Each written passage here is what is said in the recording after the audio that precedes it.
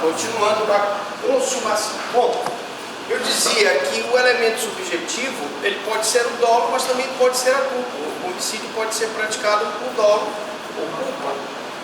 E a consumação do homicídio, ele se dá no momento da parada encefálica geral e irreversível.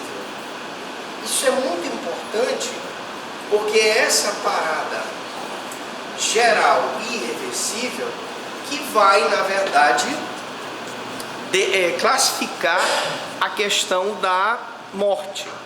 A morte só se dá, e eu só posso fazer a doação dos órgãos quando a parada se dá e a pessoa então tem impulso encefálico. Então, antes disso, enquanto o cérebro está funcionando, ele não é considerado morto. Portanto, o homicídio não está consumado. A tentativa, ela ocorre quando iniciada a execução do crime de homicídio, ele não se consuma por circunstâncias alheias à vontade do agente. E aí eu tenho várias situações, eu posso dar um tiro numa pessoa e essa pessoa agonizar e não morrer, porque é uma tentativa. Eu posso ter o agente esfaqueando o coração da pessoa e essa pessoa não morre, ou qualquer ação ou omissão que seja capaz de provocar homicídio, porque na verdade o homicídio pode também ser provocado por uma omissão, quando, por exemplo, a mãe deixa de alimentar o filho e por inanição ele morre. Se ela então inicia a execução do homicídio para tentar matar o filho, ela tem uma tentativa enquanto ele não vier a falecer. Bom, falando agora de ação física. Eu peguei aqui nessa aula algumas doutrinas e algumas jurisprudências. O Fernando Capês, ele traz uma interessante classificação dos meios pelos quais se pode matar uma pessoa. Então nós temos meios físicos, mecânico, químico e patogênico, os meios psicológicos, em que o agente se serve do medo e da emoção para alcançar seus objetivos, ou não confundir quando o cidadão incentiva o outro a se matar, que aí nós teríamos um auxílio ao suicídio. Aqui pressupõe que ele pratique uma ação ou omissão que venha gerar a morte da vítima. Por meio de palavras, dizer a um cego, por exemplo, para caminhar em direção a um precipício, ou caminhar em direção a uma rua movimentada por carros, por meio direto, desferir facadas na vítima, dar tiros na vítima, por meio indireto, expor a vítima à descarga elétrica, por ação ou por omissão. Como eu disse, a mãe que deixa de amamentar o seu filho, portanto, pode, com isso, provocar algum dano a essa criança. Enquanto essa criança está viva, uma tentativa, se provado que ela tinha vontade de produzir o resultado morte. Se a criança apenas não sofreu nada, eu posso ter outras gradações de condutas. Se a criança morre, sim, o homicídio está consumado. Bom, prova da materialidade. Eu, como promotor de justiça, digo para vocês que um dos grandes problemas que nós temos no tribunal do júri é justamente a prova da materialidade. Por quê? Porque os laudos que são feitos pelo IML são que vai dar sustentação à acusação do Ministério Público no plenário. Mas a questão é, Dr. Franklin, e se nós não tivermos o laudo? Nós temos um problema muito sério na violência doméstica, que é a mulher que sofre violência doméstica e que não vai fazer o laudo. E temos situações de homicídios que são praticados e que a pessoa não fez perito não fez a perícia. Não só porque não fez a perícia do corpo, como também não fez a perícia do local. Ele não fez o exame da balística para saber qual foi a direção do projétil. E aí fica muito difícil fazer uma acusação sem o exame de corpo de delito. Em regra, o ideal é que nós tenhamos esse exame de corpo de delito. Mas a ausência do corpo de delito, que seria um exame de corpo de delito indireto, a falta do exame, pode ser suprido por duas testemunhas. Mas eu quero chamar a atenção desse caso aqui. Quem conhece esse caso aqui dos irmãos Ramos? Alguém já ouviu falar? Ninguém nunca ouviu falar? O senhor já ouviu falar? O que foi esse caso? O senhor lembra? Sim. Pode nos dizer? Foi um rapaz foi acusado De ter matado. Eles foram, os dois irmãos foram acusados de terem matado uma pessoa. Na verdade ele havia sumido. Ficaram anos. Essa pessoa sumiu. Eles foram acusados de ter matado a pessoa. E essa pessoa ficou anos desaparecida. Eles foram condenados no tribunal do júri. Um deles, inclusive, morreu na cadeia. E depois, essa pessoa, pasma, ela apareceu lépida e faceira, vivinha da Silva. Então, lógico que se eu condeno uma pessoa que não matou, ao erro do judiciário, e ele tem que ser reparado através de uma reparação de danos morais contra o Estado. Tá? Nós costumamos pedir, além da condenação penal, pelo artigo 387, inciso 4 do CPP, que seja estipulado a reparação do dano moral, no caso de violência doméstica, e do dano material, se for apurado na instrução processual. Mas o senhor vai me dizer assim, mas, doutor Franklin, mas na sentença penal condenatória, não teria eu que entrar com uma reparação, uma ação civil ex delito? Não. Hoje em dia, o próprio Código de Processo Penal dá essa oportunidade para que o juiz fixe o valor do dano moral, material e, portanto, na própria sentença criminal. Mas é evidentemente que você, que é advogado, você que é o peticionante, você tem que pleitear e produzir a prova. Se eu não produzir a prova, eu não tenho como pleitear. Tá bom? Está muito rápido a explicação, tá bom?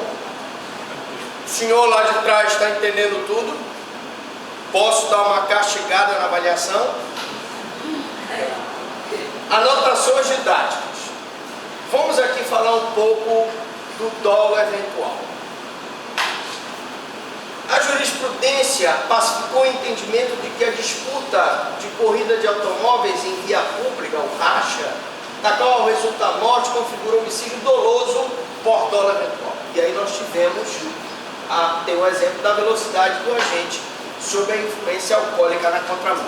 Nós vimos agora aquele caso daquele deputado, que vocês devem lembrar. Ele saiu da festa depois de ter bebido uns 6 garrafas de vinho, em alta velocidade, atropelou e matou 2 rapazes. O senhor se lembra dessa história? O senhor aí que está coçando a barra, o senhor não lembra? Vocês não estão assistindo o noticiário. Ele foi condenado por dolo eventual, conseguiu lá uma redução da pena e parece que vai conseguir a progressão do regime fechado para o semiaberto. Mas se a pessoa estiver fazendo racha, é dolo eventual. Bom, o homicídio simples será considerado hediondo quando praticado em atividade de grupo de extermínio. Quer dizer, doutor Franklin, que eu posso ter um homicídio simples que não é qualificado, porque não tem nenhuma das qualificadoras do parágrafo 2º. Por favor, vocês que estão com celulares, eu pediria delicadamente que colocassem no módulo silencioso, ok? E esse cidadão, então, pratica um homicídio simples, mas em atividade de grupo de extermínio. O que é isso, doutor Franco? Eu tenho, agora aqui nós tivemos de vez em quando temos aqui no Guamá, na TF, você sabe o que é TF? Ninguém sabe o que é TF?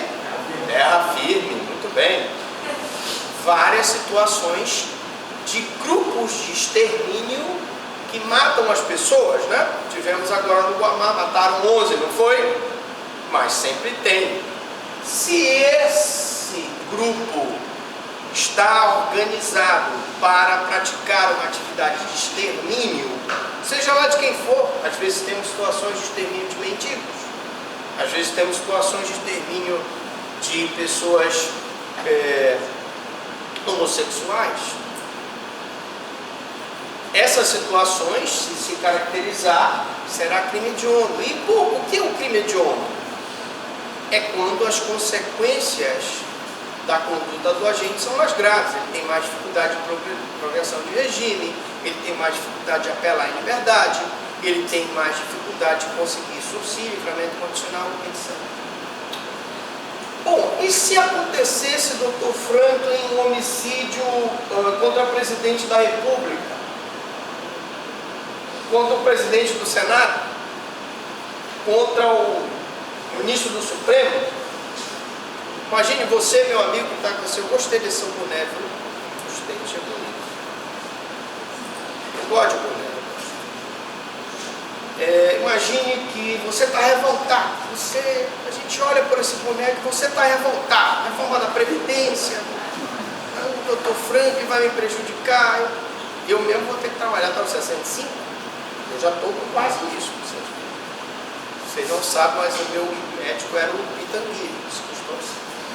Mas voltando à sua situação, você é revoltado com a reforma da Previdência, você vai lá e resolve matar o presidente da Câmara, aquele homem casto, honesto, pá, mata ele, você não vai fazer a reforma coisa nenhuma. Esse homicídio, gente, ele é disciplinado pela Lei de Segurança Nacional, tá? Isso é interessante.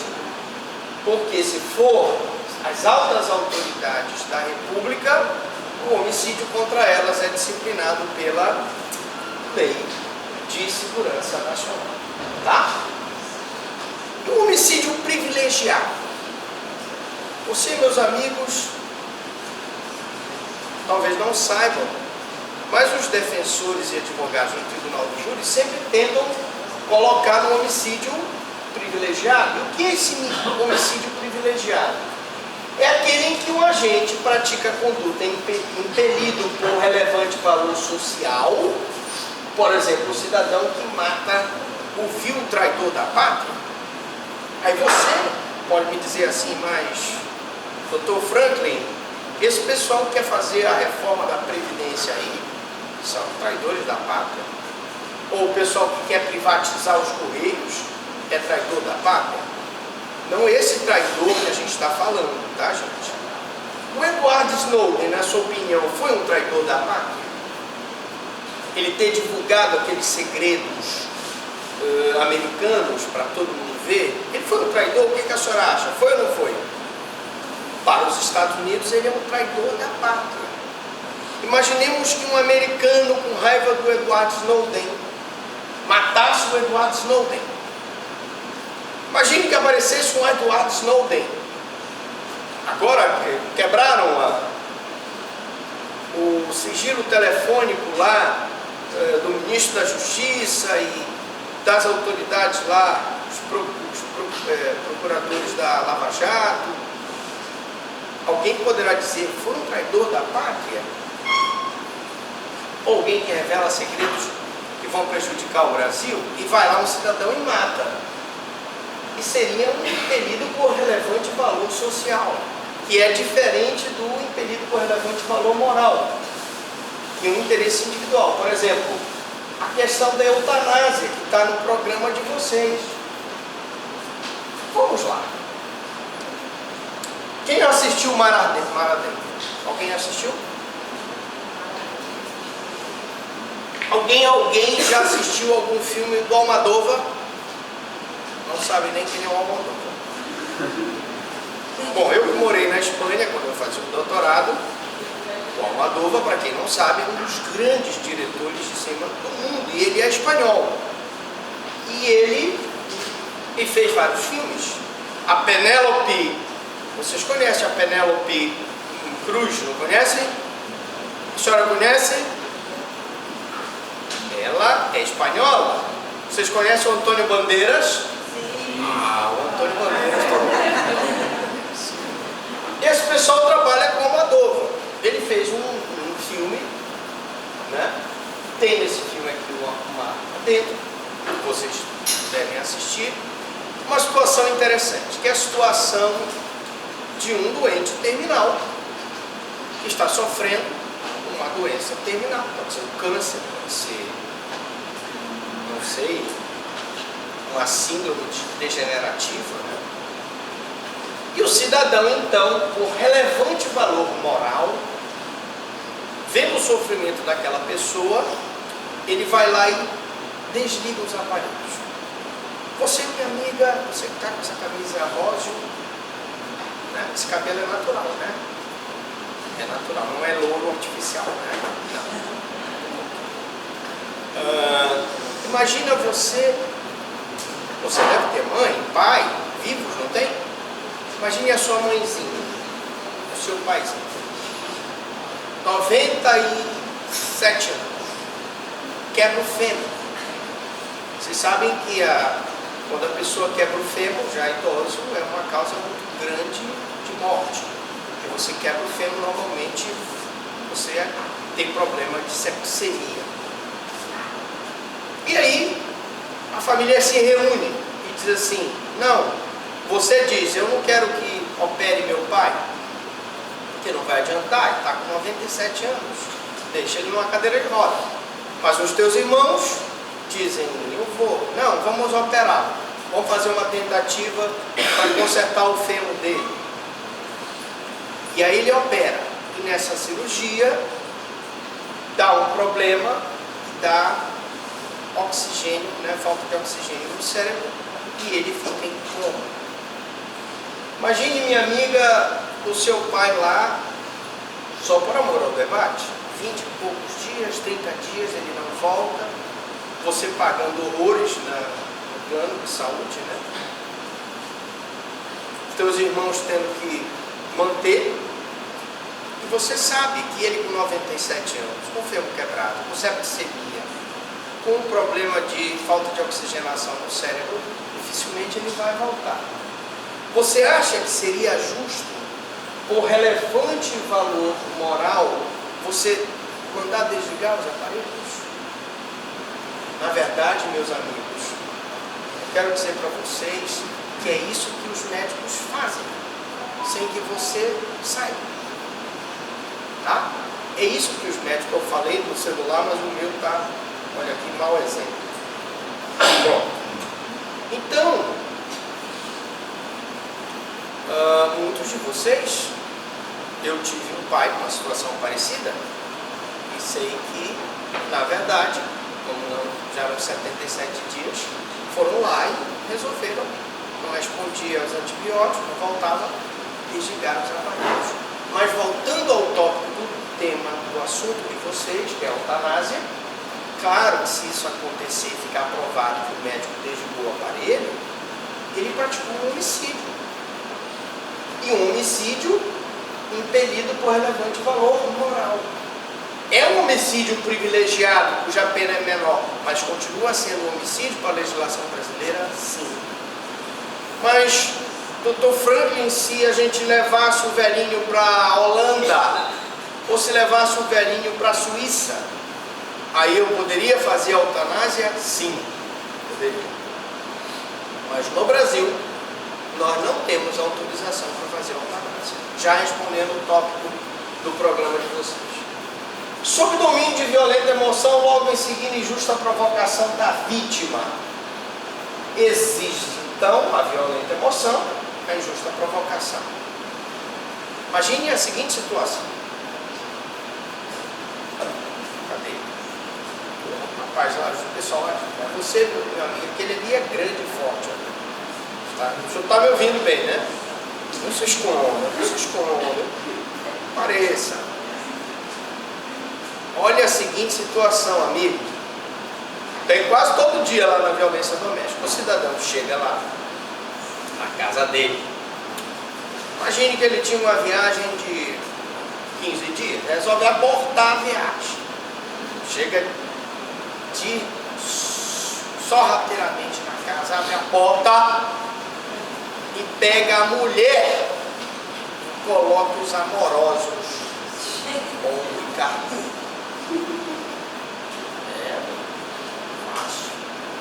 E ele diz: mulher, o que é isso? E a mulher responde: não está vendo, eu estou metendo o chifre em ti. Ele pega da arma e pá! Não é para fazer isso, mas se ele fizer, sob o domínio de violenta emoção, logo em seguida injusta provocação da vítima.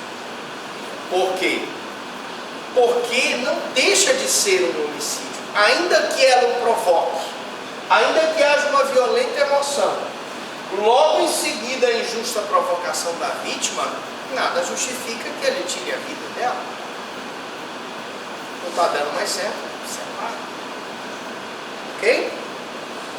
Bom, a pergunta para os que vão fazer concurso público: é possível a coexistência do homicídio privilegiado com um qualificado? Eu posso ter uma circunstância privilegiadora e ao mesmo tempo qualificadora? Sim. Somente com as qualificadoras de natureza objetiva. Por exemplo, o pai que mata o estuprador da filha com veneno. Mas o que é? O cara andava estuprando a filha dele lá e ele forçou o cara a tomar remédio? Não. Veneno? Não, não é isso. Veja que o veneno, e a gente falou aqui no slide inicial, ele é amplo, né? Ele é amplo. Naquela situação em que ele pega o estuprador da filha praticando o ato, ele pode agir em legítima defesa da filha? Sim. E aí seria legítima defesa, dependendo da situação. Mas, se ele, por exemplo, coloca veneno na comida do estuprador, na água do estuprador, arsênico na água, né? Ou por exemplo, usa um gás tóxico para matar o estuprador, que é também considerado veneno, nessa situação ele praticaria um crime privilegiado e qualificado. Qualificado porque ele usou veneno, privilegiado porque ele estava sob violenta emoção, logo em seguida injusta provocação da vítima. Eu posso ter uma outra situação. Vocês já viram o filme Fargo? Quem viu o Fargo? Muito bem, no Fargo, o cidadão joga o outro numa máquina de triturar madeira. Ele sai só ao corpo do cara sai só uma massa do outro lado. Imagine que ele fizesse isso com o estuprador da filha dele, empurrasse o cara dentro de uma máquina de triturar algodão. Haveria um homicídio privilegiado qualificado? Sim, haveria. Tá bem? Então é possível sim. Causa de diminuição de pena é obrigatória quando reconhecida pelo conselho de sentença. E a jurisprudência pacificou o entendimento de que a redução é obrigatória em razão da soberania dos vereditos. Significa dizer que se o júri, ele entendeu que houve realmente um homicídio privilegiado e ao mesmo tempo qualificado, não tem problema nenhum. Se fosse com os qualificadores de natureza objetiva, eu posso respeitar a soberania e tem que aplicar a redução da pena. Por favor, assinem a lista que está passando aí para todo mundo. Estão entendendo aí? Posso continuar? O senhor aí de trás, prazer. Doutora Banhos, minha satisfação. Responsabilidade do mandante e do executor do crime de homicídio. Evidentemente que se uma pessoa que é um fazendeiro com poder econômico contrata um pistoleiro para matar um sindicalista, esse cidadão tem que ser responsabilizado. Por quê? Porque ele, no mínimo, tem o domínio do fato. Ele que administra, ele que orquestra, ele é que financia, instiga, auxilia a prática dos outros na morte daquele outro cidadão. Portanto, não há dúvida nenhuma que ele deve responder. Ok? Homicídio qualificado. Bom, o homicídio qualificado, ele tem várias qualificações. Vários, tá? Você que recebeu o material, por favor, aprofunde. Agora, nos cabe tentar abordar as partes mais interessantes dessas qualificações. Vamos para a primeira. Mediante paga ou promessa de recompensa, ou qualquer outro motivo torpe. Primeiro, é o chamado homicídio mercenário. O agente recebe o pagamento ou a promessa de recompensa para ter uma vantagem econômica. Nós tivemos agora, no interior aqui do Pará, uma morte de um sindicalista, não foi? O senhor quer perguntar? O senhor não está enxergando? Foi. Ok. Que foi assassinado por ele estar lutando pela terra. Vocês tomaram conhecimento disso aí? Eu também não tomaram. Esse cidadão que foi pago para matar o sindicalista, que não está em investigação, ele está praticando um crime de homicídio qualificado mediante paga ou promessa de recompensa. Nós tivemos uma outra situação de um outro cidadão, um rapaz jovem, que recebeu R$2.000 para matar o advogado. Vocês viram essa também? 2.000, gente. Quanto vale a sua vida, meu irmão? R$2.000. O cara já está matando por R$2.000. Né?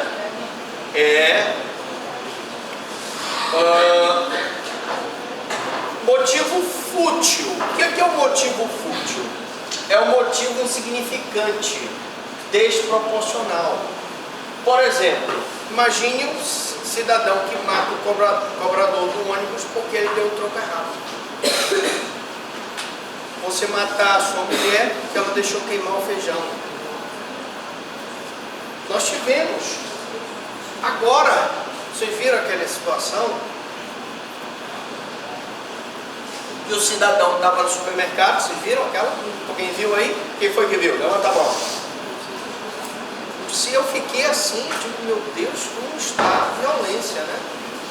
Ele estava no supermercado, pela informação que eu tenho, se eu estiver errado, me corrijam, com uma quantidade de compras muito grande, e o outro cidadão chegou porque passar uma garrafa, um refrigerante, né, parece.